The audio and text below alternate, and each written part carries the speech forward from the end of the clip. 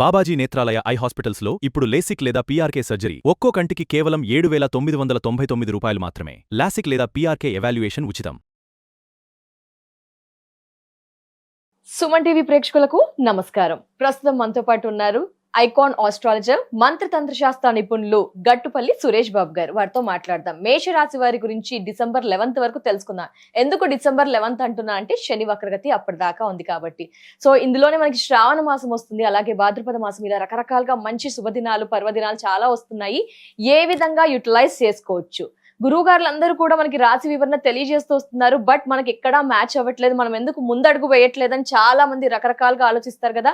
ఈ వీడియోలో clarity definite గా వచ్చేస్తుందండి. గురువు గారితో మాట్లాడదాం. గురువు గారు నమస్కారం. గురువు గారు జై శ్రీమన్నారాయణ. శ్రీమన్నారాయణ.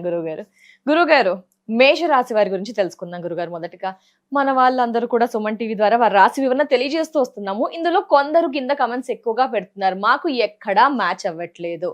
సో ఇప్పుడు అన్ని కూడా శ్రావణ మాసం, భాద్రపద మాసం, కార్తీక, ఇలా రకరకాల మాసాలు వస్తున్నాయి. మంచిగా ఆ దేవుణ్ణి దైవారాధన చేయండి, మంచి ఫలితాలు ఉంటాయని చెప్తున్నారు.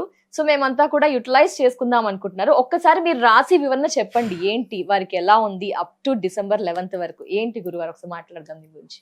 ఇక్కడ ముఖ్యంగా మన ప్రేక్షకులందరికీ కూడా జై శ్రీమన్నారాయణ. మనకి ద్వాదశ రాశిలో ఒకటి మేషరాశి.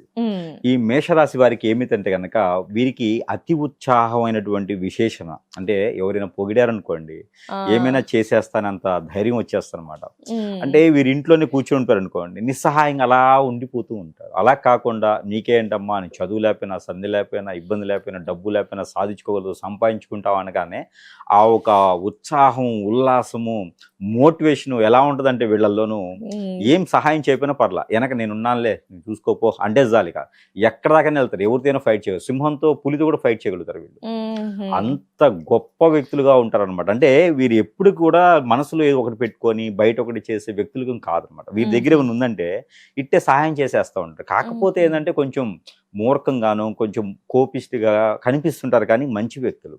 ఏదైనా మాట ఇచ్చినా, సహాయం చేయాలన్నా కూడా వీరికన్నా గొప్పగా ఎవరుండరు అని చెప్పొచ్చు. అలాంటి మేషరాశి వారికి మనకి రానున్నటువంటి శ్రావణ మాసం కావచ్చు. ఈ శ్రావణ మాసంలో వీరు కనుక ఏదైనా అమ్మవారి దీక్ష తీసుకున్నా, లేదా అమ్మవారికి పొట్టు వస్త్రాలు సమర్పించినా, లేదా అమ్మవారికి కుంకుమర్చన చేయించుకున్నా కూడా వీరికి మంచి కలిసి వస్తుందని చెప్పొచ్చు. ఎందుకంటే కనుక ఈ వక్ర దృష్టితో ఉన్నటువంటి శని భగవానుడు జూలై 27 నుంచి ఏదైతే డిసెంబర్ 11వ తారీఖు వరకు కొనసాగేటువంటి, అంటే అందరూ అనుకుంటారు వక్ర దృష్టి అనగానే ఏమిటి, ముందుకుండి వెనక చూస్తాడా లేకపోతే వెనక వస్తాడా ఏంటంటే అందరికి కొంతమందికి అర్థం కాని విషయం. ఇక్కడ శని భగవానుడు వక్ర దృష్టి అంటే ఆయన ఎక్కువగా నడవడు, ఆయన ఎక్కువ పరిగెత్తడు. జస్ట్ కూర్చుని దగ్గరికి వెళ్ళి ఒక్కరు అలా అలసట తీర్చుకోవడానికి వెనక్కి వస్తాడు. అంటే ఒకటే రాశిలో ఉంటాడు. ఇప్పుడు ఏలినాటి శని నడిచేటువంటి మీనరాశిలోనే శని భగవానుడు సంచరిస్తున్నాడు. కానీ ఏంటంటే ఒక్క నక్షత్రంలో ఉండేటువంటి ఒక పాదానికి మేర వెనకంజుకు వస్తున్నాడు అంతే. దాని వలన కోట్లు కుమ్మరిచ్చేటువంటి ఆ జాతకాలు మారడం కానీ, దశలు మారిపోయేసి చేసే పనిలో వజ్ర వైడూర్య మణిమాణిక్యాలు దొరకడం కానీ ఏముండదు. కాకపోతే ఏంటంటే ఈ మేషరాశి వారికి శని వక్రదశలో 12వ స్థానంలో ఉన్నాడు కాబట్టి అది నష్టస్థానం కాబట్టి అక్కడ ఉన్నటువంటి శని భగవానుడు మేషరాశి వారికి ఏం చేస్తారంటే కొంతమేర అలసటను కలిగిస్తాడు, అంతే.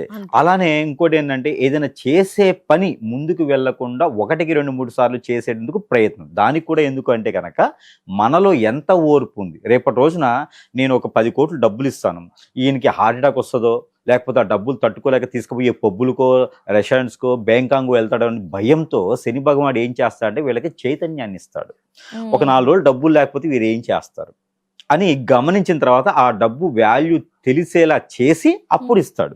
ఏదైనా సరే, ప్రేమైనా, అనురాగమైనా, ఆప్యాయతైనా, డబ్బు అయినా, పరపతైనా, పొరువైనా, ప్రతిష్ట అయినా, పదవులైనా, ఏదైనా సరే శని భగవానుడు ఏం చేస్తాడంటే దాని విలువ మనకి తెలిసిన తర్వాత మనకి ఇవ్వడం మొదలు పెడతాడు.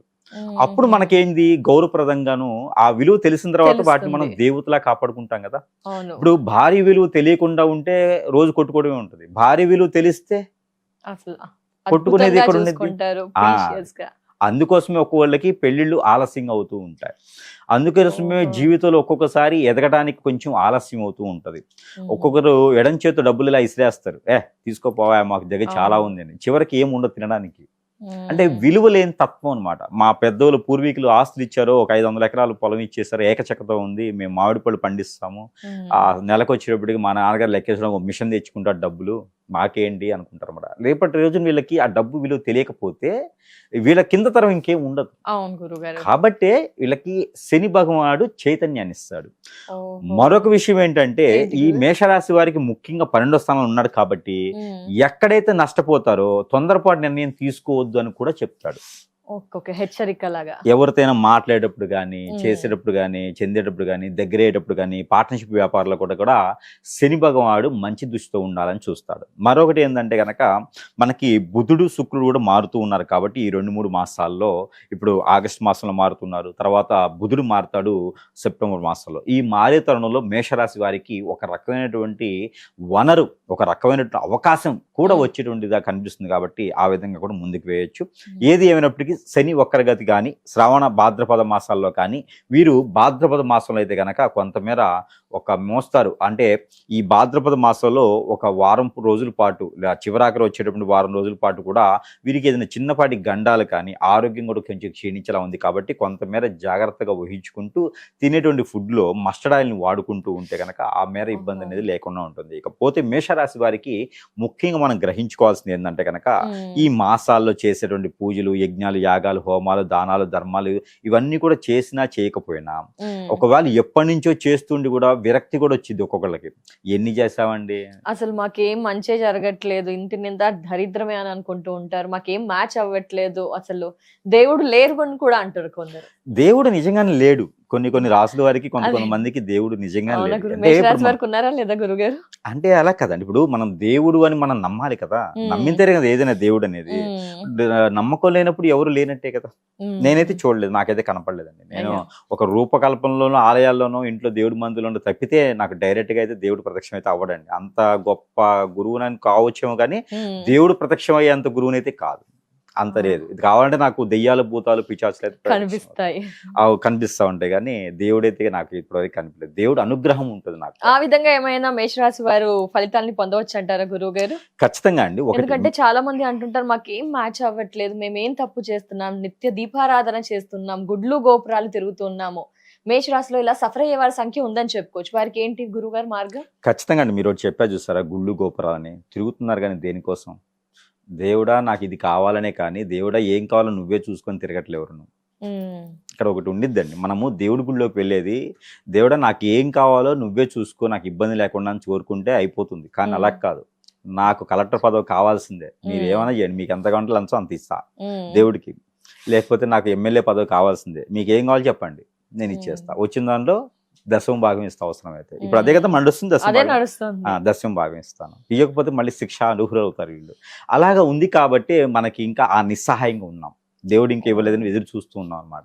దేవుడిని దేవుడిగా కొలవట్ల, భయంతో కొలుస్తున్నాం, ప్రేమతో అభిమానంతో కొలవట్ల. అది ఏ రోజైనా, ఏ మాసమైనా, దెయ్యాన్ని భూతాన్ని కాకుండా అయినా దేవుడిని మనం ఈ దేవుడి గుడి దాకా వెళ్ళలేకపోయినా కూడా ఉదయించే సూర్యుడికి నమస్కారం చేసుకుంటే దేవుడికి నమస్కారం చేసుకున్నట్టే. మన ఆత్మసాక్షిగా నిద్రలేవగా నమస్కారం చేసుకోవాలి, మన మనసులో ఉండాలి, అంతేగాని దేవుడి మందిరంలో వెళ్తే కాదు.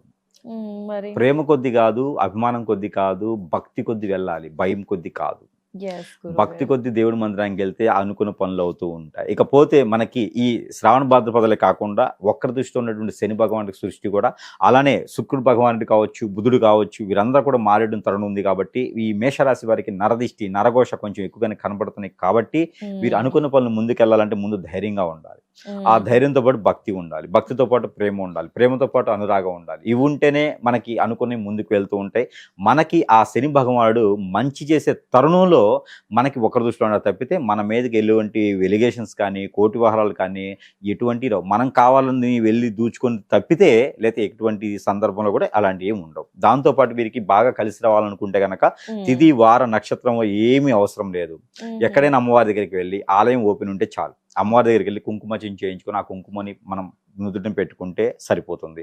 అలానే వీరికి మరొకటి ఏంటంటే కనుక ప్రతి ఒక్కళ్ళు కూడా గమనించుకునేది ఏంటంటే మేషరాశి వారనే కాదు, ఎవరైనా సరే గాబగా అనుకునేది ఏంటంటే నేను ఎన్నో రకాలుగా పూజలు యజ్ఞాలు యాగాలు చేస్తూ ఉంటాను, హోమాలు చేస్తుంటాను, నేను లేచిన దగ్గర నుంచి దేవుని అనుగ్రహం లేకుండా దేవునికి చెప్పకుండా నేను ఏం చేయను, అవును. కానీ నా పైన ఎందుకు ఇలాంటి సమస్యలు వస్తున్నాయి, ఇలాంటి శిక్షలు ఎందుకు వస్తున్నాయి, నన్ను ఎందుకు అందరూ దూరం చేస్తున్నారు, భార్య దూరం, భర్త దూరం, పిల్లల దూరం, ఆస్తి దూరం, పరపతి దూరం, జాబు లేదు, బిజినెస్ లేదు, వెసులుబాటు లేదు, ఎవ్వరు పడుచుకోవట్లేదు, ఇలాంటి వాళ్ళకి అందరికి ఉంటుందా అండి మేషరాశి వాళ్ళకంటే?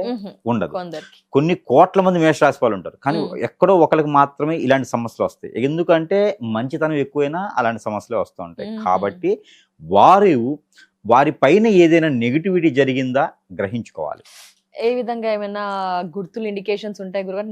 నెగిటివ్ ఖచ్చితంగా ఏంటంటే మనకి ఇప్పుడు చెప్పుకున్నటువంటి ఇరిటేషన్స్ ఏమైతే ఉన్నాయో, ఏదైనా మనకి అందరూ దూరం అవుతున్నారు, డబ్బు రావట్లేదు, నిలకడ లేదు, పదవి లేదు, నన్ను ఎవరు పట్టించుకోవట్లేదు, ఎంత సంపాదించినా డబ్బు నిలకడగా ఉండట్లేదు, జాబు లేదు, వెసులుబాటు లేదు, ఇలాంటి వాళ్ళు ఏదైనా కనిపిస్తే కనుక వారిపైన మనం అనుకోవచ్చు నేను చాలా మంచివాడిని, నా పైన ఏం జరగదు కదా అని. అట్లా ఉండదండి. ఎవరిపైన బాగుపడట్లేదు, జాతక ప్రకారంగా లేదు అంటే కనుక ఖచ్చితంగా వారిపైన ఏదైనా హిప్నటిజమా, అష్టదిబ్బందన, లేదా బ్లాక్ మెయిలింగా, లేకపోతే బ్లాక్ మ్యాజిక్కా, లేకపోతే అష్టదిబ్బందంతో పాటు వశీకరణ, భాగలముఖి, భానుమతి, యక్షిణి లాంటి ఏదైనా క్రియలు జరిగినా కూడా వారికి చాలా ఇబ్బందికరమైనటువంటి విషయాలు ఉంటాయి. ఇవన్నీ కూడా గ్రహించాలి అంటే మనం చేసే యజ్ఞ యాగ హోమ జపతపాలన్నీ కూడా మనకి ఆ రోజుగా జరిపేటువంటి పాజిటివిటీ పనికొస్తాయి. కానీ నెగిటివ్ పోవాలంటే జరగదండి. మనకి కాళ్ళు ముళ్ళిరిగితే చండీ హోమం చేపించినా కూడా ముళ్ళు తీయించుకోవాల్సిందే. ఆ ముళ్ళుని తీస్తే సరిపోతుంది.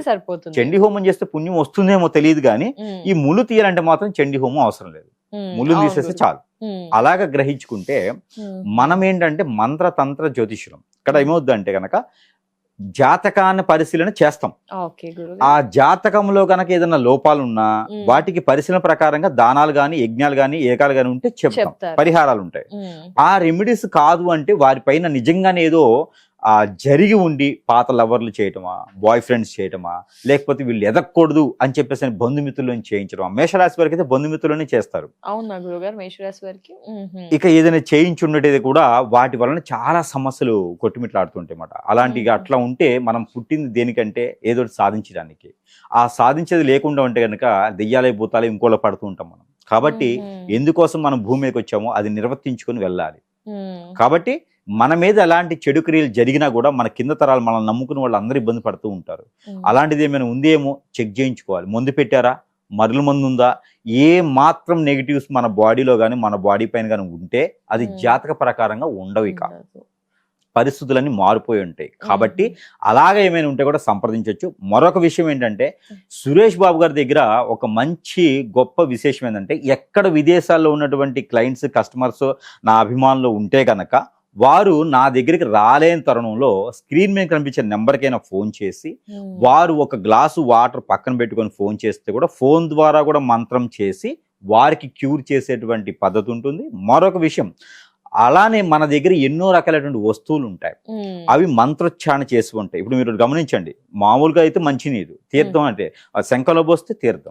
అదే విధంగా మన దగ్గర ఎన్నో రకాల మంత్రోచ్చారణ చేసినటువంటి వస్తువులు ఉంటాయి, దైవజ్ఞమైనటువంటి వస్తువులు ఉంటాయి. అవన్నీ కూడా అగ్నిహోత్రంలో మంత్రోచ్చారణ చేసి అవన్నీ కూడా ప్రజల వద్దకి అందజేసేటువంటి తరుణం ఉంటుంది, ఏర్పడుతుంది. కాబట్టి అవన్నీ మంత్రం చేసి వారి దగ్గర సరస్వైనటువంటి ధరల్లోనే మన దగ్గర లభ్యపడుతున్నాయి. వారి చెంతకు చేర్చేటువంటి సదుపాయం కూడా మన దగ్గర లభ్యపడుతుంది. కాబట్టి అలా కూడా ఎవరైనా కావాలంటే సంప్రదించవచ్చు.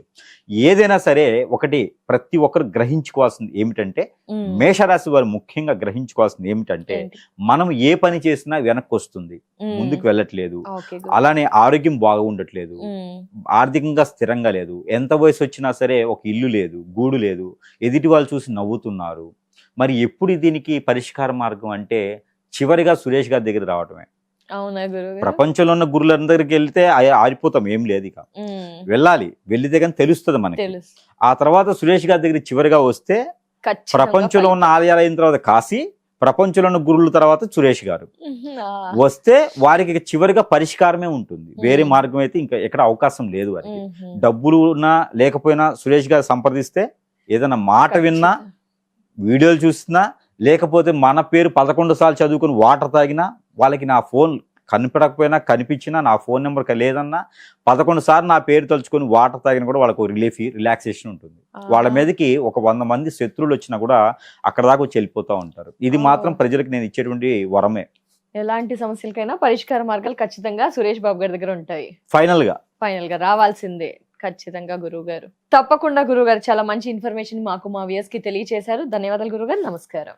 సో వ్యూయర్స్ చూసారు కదా, గట్టుపల్లి సురేష్ బాబు గారు వచ్చేసి మనకి మేషరాశి వారికి ఎలా ఉండబోతుందో తెలియజేశారు. శ్రావణ మాసం ఏం పరిహారం, భాద్రపద మాసం ఏం పరిహారం చేయాలో తెలియజేశారు. లేదు గురుగారు చెప్పినట్టుగా మాకేం లేదు, గురుగారు చెప్పిన ఏమైనా సంకేతాలు మీలో అనిపిస్తే గనక డెఫినెట్ గా స్క్రీన్ పై నెంబర్ ఉంటుందండి, కాల్ చేసి మిగతా వివరాలని తెలుసుకోవచ్చు. నమస్కారం.